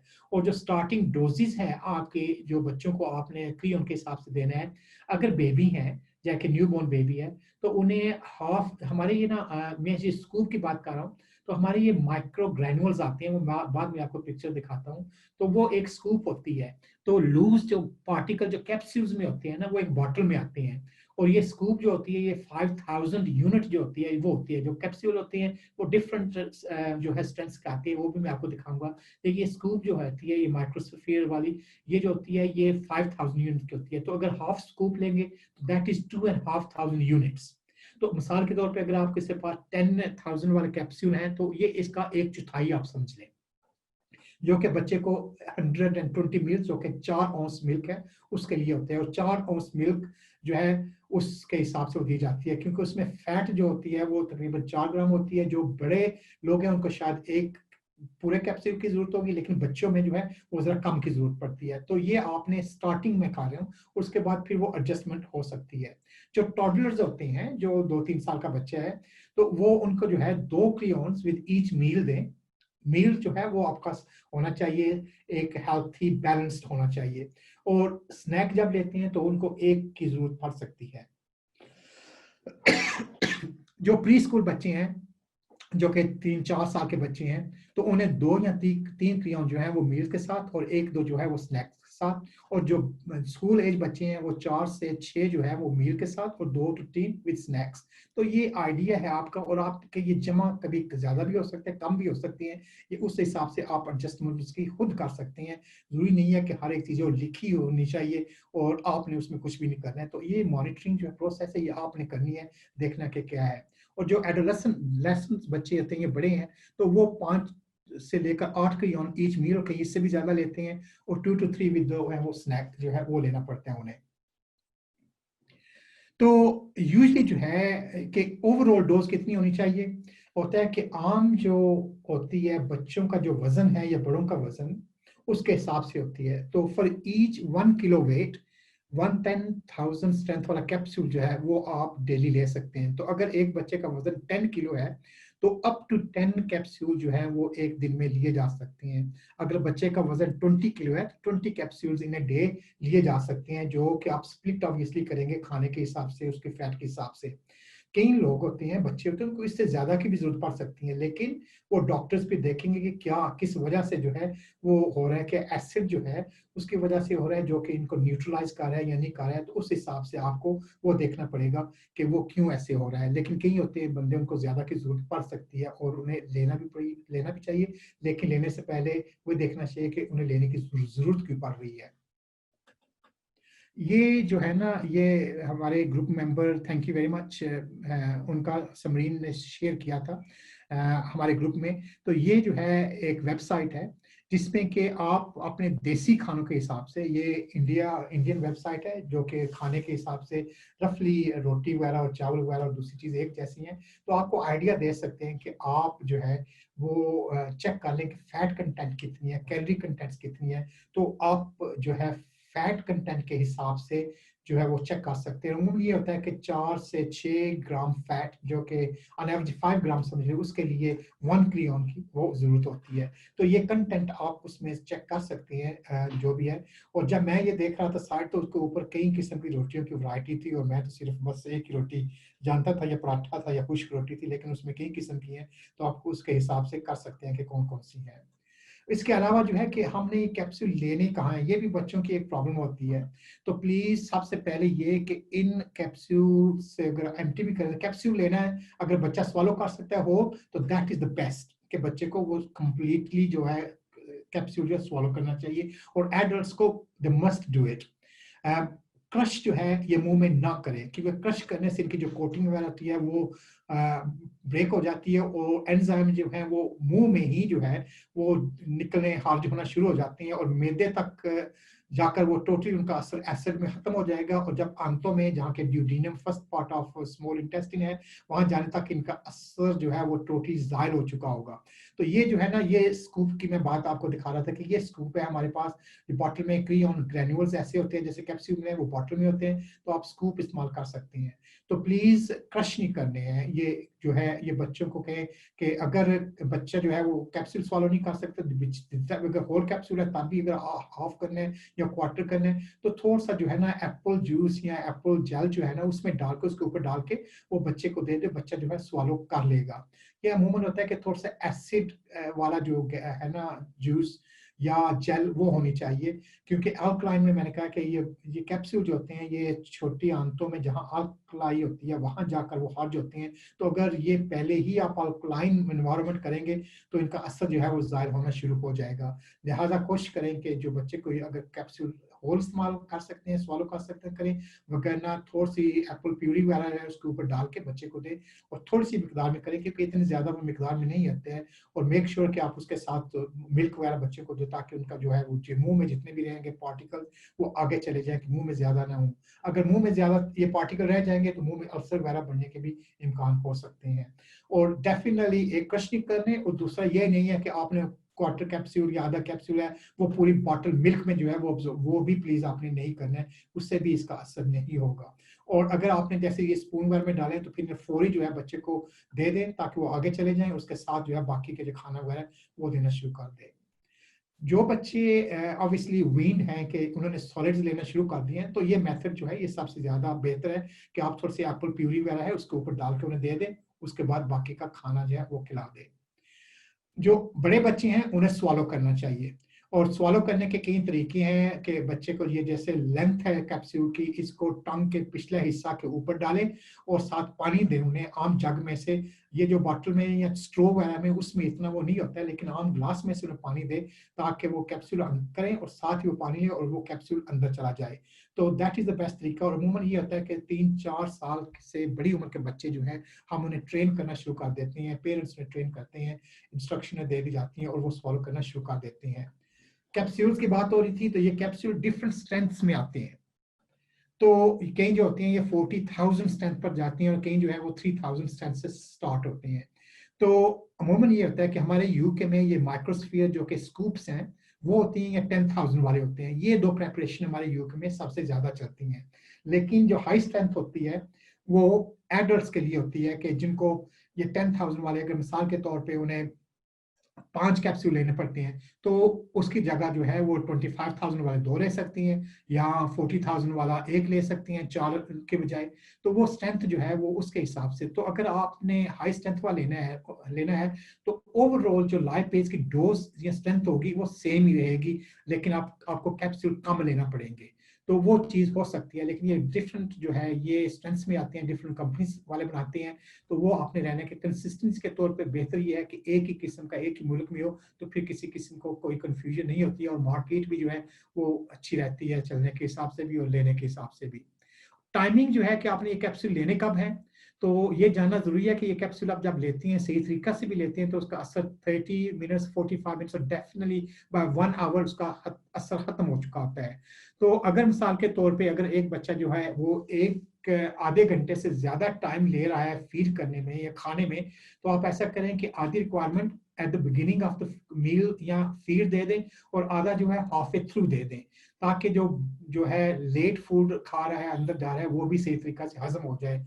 तो अगर with in half an hour food बच्चा खा लेगा और 20 मिनट्स में खा लेगा तो फिर जरूरत नहीं है, फिर शुरू में दे लें ठीक रहेगा। लेकिन अगर 45 मिनट से ज्यादा बच्चे ने टाइम लेना है तो फिर डोज आप आधी शुरू में दे दें आधी दरमियान में दे दें, तो उससे भी हो जाएगा। अगर आपकी डोज मिस हो गई आधे घंटे के बाद आपको याद आया, घंटे के बाद याद आया कि यार मैंने तो डोज नहीं दिया है, तो फिर कैचअप करने की जरूरत नहीं है, क्योंकि खाना अब जो है वो मैदे में पहुंच चुका होगा, वहां अब देने से वो फर्क नहीं पड़ेगा। तो बच्चे को साइड इफेक्ट होंगे, उसके अनकंफर्टेबल होगी, लेकिन ये आपके लिए भी लेसन होगा कि प्लीज आइंदा ऐसा ना करना। और ये जो चीज है ना ये याद रखना कि जहां भी आप जाएं, रेस्टोरेंट में जाएं, अपने किसी दोस्त या फैमिली को मिलने जाएं, क्रेयॉन जो है ये आपके हैंड बैग में होना चाहिए ताकि बच्चे को जहां भी जरूरत पड़े आप उन्हें दे सकें। ये काम कैसे करते हैं, जैसे मैंने कहा है कि 3 एंजाइम हैं जो कि लाइपेज, प्रोटीज और एमिलेज होते हैं। ये तीनों जो हैं ये पैनक्रियास से अमूमन जो है ये स्क्रीट होते हैं और जो स्मॉल इंटेस्टाइन ड्यूडेनम में जाकर जो है ये काम करना शुरू करते हैं। तो अगर मिसाल के तौर पे कोई ऐसी चीज जिसमें कि फैट नहीं है, जैसा कि मैं कह रहा हूँ कि फल वगैरह है, फ्रूट्स वगैरह हैं, तो उसके साथ आपको क्रियोन लेने की जरूरत नहीं है। लेकिन जो भी ये आप क्रियोन लेते हैं वो जाकर ड्यूडेनम में काम करते हैं जहाँ की पीएच जो है वो अल्कलाइन होना शुरू हो जाती है। मैदे में जो होती है, लोअर मैदा जो स्टमक होता है उसकी पीएच तकरीबन 1.5 से 4 तक होती है, लेकिन ड्यूडेनम में जो होती है वो जो है एवरेज 5.5 से 7.5 तक चली जाती है। तो ये उस पीएच में जो है ये कैप्सूल जो है वो अमूमन जो है ये ग्रेनुअल जो होते हैं वो कैप्सूल जो है अगर होल ईट करेंगे तो मैदा में कैप्सूल जो है वो ब्रेक हो जाएगा और जो उसमें ग्रेनुअल्स हैं वो फिर जो है वो स्मॉल आंतों में चले जाएंगे और फिर वहां जाकर ये असर करना शुरू करेंगे। तो आप जो है वो कैप्सूल को जो है सही तरीका से लें ताकि ये जहां इसने काम करना है वहां लें। अब आते हैं साइड इफेक्ट्स के, इन एंजाइम के साइड इफेक्ट्स के हैं। तो जब आप देखेंगे तो वेरी सिमिलर साइड इफेक्ट्स जो हैं जो कि आपके मैदे में वैसे खराबी होती है कि डायरिया भी हो सकता है, इससे कॉन्स्टिपेशन भी हो सकती है, जो कि सीएफ में आप ना भी ले तो वो हो जाता है। तो वेरी नॉन स्पेसिफिक बात जाते हैं, बच्चों के दफा हेडेक वगैरह हो जाता है, ये बड़ों को भी होता है, टमी पेन्स, क्रैम्प्स, ये एंजाइम लेने से भी हो जाते हैं, ना भी ले भी तब हो जाते हैं। ये खांसी भी लिखा हुआ है, लेकिन ये जो है जब आप साइड इफेक्ट पड़ते हैं तो लोग जो भी रिपोर्ट करते हैं वो उसमें वो उन्हें कानूनन रिपोर्ट करना पड़ता है। तो उसका जरूरी नहीं है कि आप सब जगह खांसी जो है वो एंजाइम लेने की वजह से हो रही है और चेस्ट इन्फेक्शन का ट्रीटमेंट ही ना हो, और साथ बच्चों को नोजिया वॉमिटिंग भी हो सकती है। तो these are the common side effects. जो बच्चे जिनको क्रोनिक पेनिक्रेटाइटिस होता है उनमें एडिशनल साइड इफेक्ट्स होते हैं ना, वो लो शुगर और हाई शुगर, वो भी क्रियोन की वजह से हो सकते हैं।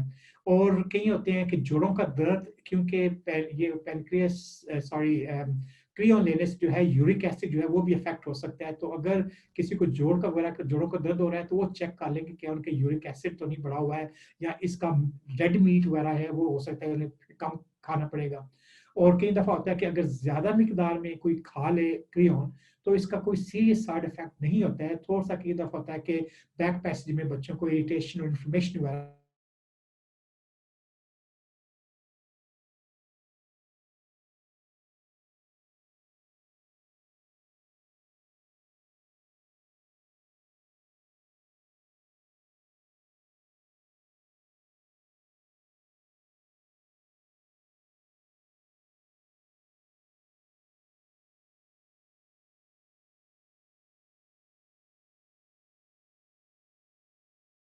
वो होना शुरू हो जाए। के हिसाब से यह है कि अमूमन ये है कि 25 डिग्रीज टेम्परेचर, डेफिनेटली 40 से कम टेम्परेचर में इसका जो है स्टोरेज किया जाए।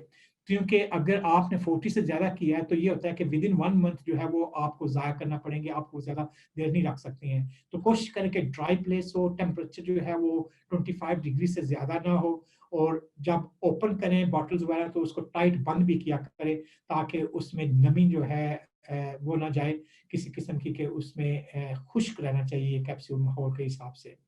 और जो लोग कहते हैं कि कैप्सूल काम नहीं कर रहे, तो उसकी कई वजूहत होती हैं कि आप डोज सही नहीं ले रहे हैं, या बिल्कुल ले ही नहीं रही हैं। और बच्चों का मुझे पता है, यहाँ बच्चे होते हैं कि कैप्सूल माँ बाप दे देते हैं, वो पकड़ लेते हैं, वहां जाकर टॉयलेट में जाकर डालकर फ्लश कर देते हैं, और कई दफा बिन में डाल देते हैं। तो कई दफा बिन्स में भी कैप्सूल मिले हैं यहाँ लोगों से। तो बच्चे भी जो है वो भी चालाकी कर खेलते हैं। तो जरूरी नहीं है कि सभी के बच्चे माशाल्लाह समझने वाले और नेक होते हैं। कई दफा हम बड़े नहीं समझते हैं, दवाई नहीं सही लेते हैं, तो बच्चों को भी थोड़ा सा वो मॉनिटर करना पड़ता है। टाइमिंग के हिसाब से जैसे मैंने कहा कि शुरू में दें, और अगर टाइमिंग फीड की ज्यादा हो रही है या खाने की ज्यादा हो रही है तो दरमियान में आधी आधी डोज करके वो ले लें। और गैस्ट्रिक स्टमक जो होता है मैदे में, अगर आपने सही वो क्रश किया है तो तभी असर जाता रहेगा। अगर कैप्सूल को ओपन किया है तो तब भी चांसेस हैं कि हो सकता है कि मैदे में जाके वो न्यूट्रलाइज हो जाए, जिससे कि आपको ज्यादा क्रियोन लेने की जरूरत पड़ेगी। या उसके ऊपर डेट जो है वो देख लें। कई दफा लोग कहते हैं कि डेट एक्सपायरी क्या हम इस्तेमाल कर सकते हैं या नहीं कर सकते। तो वैसे जो लीगल स्टैंडिंग है या मैन्युफैक्चरर कहते हैं कि जो डेट एक्सपायरी है वही कर ले, लेकिन हो सकता है कि कुछ 2-4 महीने उसके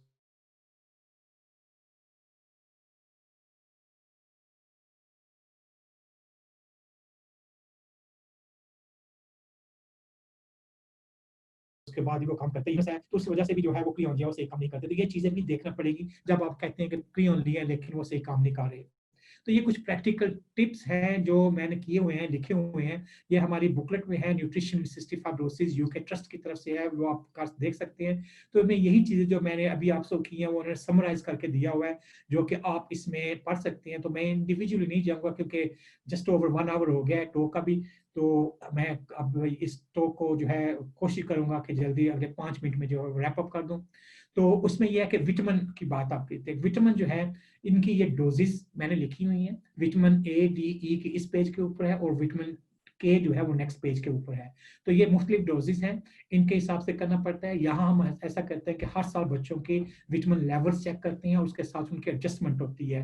तो ये चीजें जो है ये वजन के हिसाब से आप बच्चे का देख सकते हैं, वजन बढ़ रहा है, अगर वजन बढ़ रहा है तो इंशाल्लाह बच्चे विटामिन बी अब्जॉर्ब कर रहे होंगे। लेकिन इन बच्चों को ये विटामिन जो है ये चेक करना पड़ते हैं।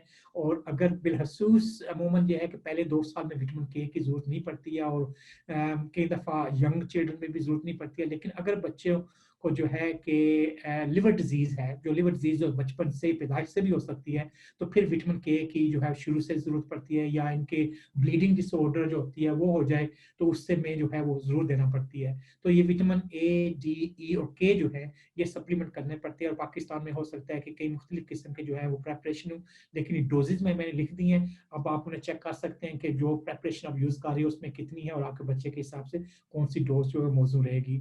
उसके बाद जो आती है लास्ट स्टेप है सॉल्ट का। तो जैसे आपको तो पता है कि बच्चे जो है ये सॉल्ट लूज करते हैं स्वेट में, तो उनकी कमी आ जाती है, या गैस्ट्रोएंटराइटिस होता है तो उसमें भी जो है काफ़ी जो है वो लूज हो जाता है। और जब लो सॉल्ट हो तो उसके साथ बच्चा जो है वो उसकी एपिटाइट भी कम हो जाती है, वो सिकनेस फील करता है, टायर्ड फील करता है, हेडेक फील होते हैं, मसल क्रैम्प्स और पेन्स होते हैं। और क्रॉनिक सॉल्ट की कमी हो तो उनका जो वजन जो है वो भी कम हो जाता है।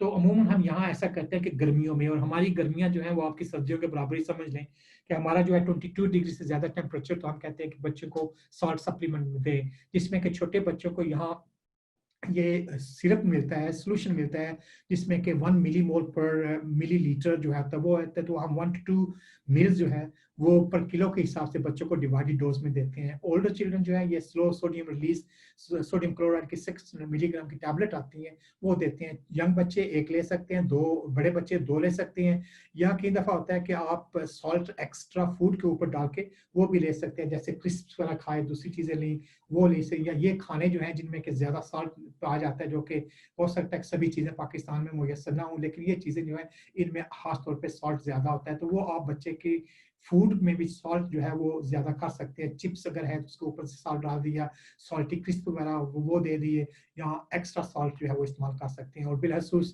स्वेटिंग के गर्मियों में पाकिस्तान में तो वाकई बहुत ज़रूरत होती होगी। तो ओवरऑल जो मैं ये कहना चाहता हूँ कि ये बहुत सारे क्वेश्चन आते हैं कि हमारे बच्चे का वजन नहीं बढ़ रहा डिस्पाइट के क्यों लेते हैं, तो वो मैंने ये समरी के लिए जो है ना, ये मैंने एक दो स्लाइड्स बनाई हैं कि सबसे पहले आपको देखना पड़ेगा कि बच्चा जो खाना खा रहा है क्या वो सही अब्जॉर्ब खाना खा रहा है या नहीं खा रहा है, उसके स्टूल आउटपुट के ऊपर वो देखें। उसके बाद जो है बच्चे जो है उसका फिक्र लास्ट स्टेज जो है वो चेक करें, शुरू में पैदाइश के वक्त जब सिस्टिक फाइब्रोसिस डायग्नोज हुआ है तो पता चले कि क्या इसे एंजाइम की जरूरत भी है या नहीं है। उसका खाना जो है वो इनटेक जो है वो देखेंगे, कैलोरीज जो है वो बच्चा कैसे खा रहा है। और सिस्टिक फाइब्रोसिस जैसे मैं कई दफा कह रहा हूँ ये मल्टी डिसिप्लिनरी टीम है, जो कि यहाँ न्यूट्रिशन जो है, फिजियोथेरेपिस्ट हैं और डॉक्टर्स हैं, लिवर स्पेशलिस्ट हैं, डायबिटीज स्पेशलिस्ट, ये सभी मिलकर काम करते हैं। और हमारे ग्रुप में इंशाल्लाह मैं अभी नेक्स्ट सेशन में इंट्रोड्यूस करूंगा हमारे जो डॉक्टर विनिश सरवर हैं जो कि फैसलाबाद से हैं, वो भी उम्मीद है कि इसी ग्रुप में भी आ चुकी होंगी, तो वो भी लोगों का उनके साथ कंटेक्ट भी रहा है, उन्होंने काफ़ी एक मदद भी की है। तो ये बहुत ज़रूरी है, मैं एज ए डॉक्टर हो सकता है आपको वो इन्फॉर्मेशन ना दे सकूं जो कि वो आपको बता सकते हैं, तो हमें चाहिए कि हमारा लिंक जो है वो फिजियोथेरेपिस्ट के साथ भी हो और डाइटिशियन के साथ भी हो, ताकि हमारी ये न्यूट्रिशन वगैरह जो है वो भी सही हो। तो जिन बच्चों का वजन नहीं बढ़ता है, जैसे मैंने कहा था कि हम उनकी यूरिन चेक करते हैं कि उसमें सॉल्ट वगैरह वो कितना जा रहा है। अगर उनका सॉल्ट ये सोडियम यूरिन में लेस देन 20 आ रहा है तो इसका मतलब है कि बच्चे जो है वो अपने वो सॉल्ट को ऊपर होल्ड ऑन कर रहे हैं, वो रिलीज नहीं कर रहे हैं, और उसकी वजह यह है कि उनके जिस्म में सॉल्ट की कमी है। तो उस सूरत में जितनी देर तक उनके वो सॉल्ट ज्यादा नहीं करेंगे उनका वजन भी नहीं बढ़ेगा। लेकिन कई दफा ये यूरिन जो है वो अंडर 3 मंथ चेक करना जो मुश्किल होता है, तो ये 3 महीने के बाद आप चेक कर लेते हैं, लेकिन उसके बाद जो है वो आप इसके ऊपर बेस कर सकते हैं। लेकिन जरूरी नहीं है कि यही चीज है, उसके साथ वो दूसरी चीजें हैं, खाना कितना खाता है, वो क्रियोन कितने ले रहे हैं, उसकी पू कितनी है, वो चीजें जो भी वो भी रखें। तो एक ही चीज के ऊपर हुक डाउन नहीं होना चाहिए, सभी चीजों को वो देखना पड़ेगा। सीएफ रिलेटेड डायबिटीज भी जब बच्चे अमूमन होते हैं कि अमूमन यह है कि यूके में इस वक्त 50% ऑफ एडल्ट पॉपुलेशन जो है उन्हें सीएफ है, तो ये सीएफ टीन एज ईयर्स में अमूमन स्टार्ट होती है, तो अगर एक प्रॉब्लम है तो वो भी चेक करना पड़ती है। लेकिन उसके अलावा भी बाउल्स की दूसरी प्रॉब्लम जैसे कि लैक्टोज इंटॉलरेंस, सीलियक डिजीज वगैरह होती है, जो कि ग्लूटेन की वजह से होती है, inflammatory bowel disease, Crohn's disease होती है, वो चीजें आ जाती हैं, इन्फेक्शन आते हैं, शॉर्टगट आ जाता है। तो वो चीजें जो है दूसरी डिजीजेस ऑफ द बाउल जो है वो भी इंक्लूड करना चाहती है। और कई दफा जो है वो एलर्जी हो जाती है, मिल्क एलर्जी हो जाती है, जैसे लैक्टोज इंटॉलरेंस है, protein protein cows cows protein intolerance वो भी हो जाती है।